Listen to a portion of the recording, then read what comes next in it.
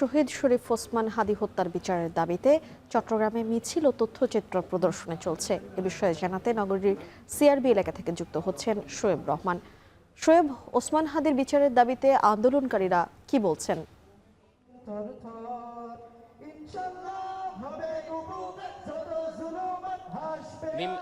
বিকেল ৫টার দিকে সিআরবির শিরিষতলায় তাদের এই কার্যক্রম শুরু হয় এবং শুরুতে আমরা দেখেছি এখানে যারা এসেছেন তারা মূলত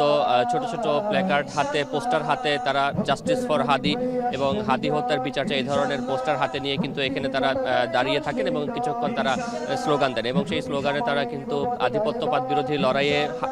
শহীদ ওসমান হাদীর যেই ভূমিকা সেই ভূমিকা স্মরণ করেন এবং সেই সাথে সেই ভূমিকার আদর্শ সবাইকে ধারণ করে সেভাবেই শহীদ ওসমান হাদীর যে অসমাপ্ত কাজ, অসমাপ্ত আন্দোলন সেটি শেষ করার জন্য কিন্তু তারা এখানে যারা উপস্থিত হচ্ছেন তাদের প্রতি আহ্বান জানান। এবং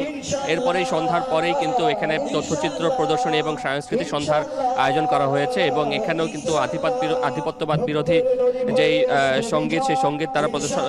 গাইছেন এবং একই সাথে জুলাইয়ের যে গণ অভ্যুত্থান সেই গণ অভ্যুত্থানের বিভিন্ন তথ্যচিত্রও কিন্তু এখানে প্রদর্শন করা হবে এবং একই সাথে তারা বলছেন যে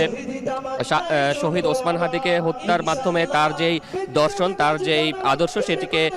হত্যা করা যাবে না, বরং একজন হাদীকে হত্যা করা হলেও আরো লক্ষ কোটি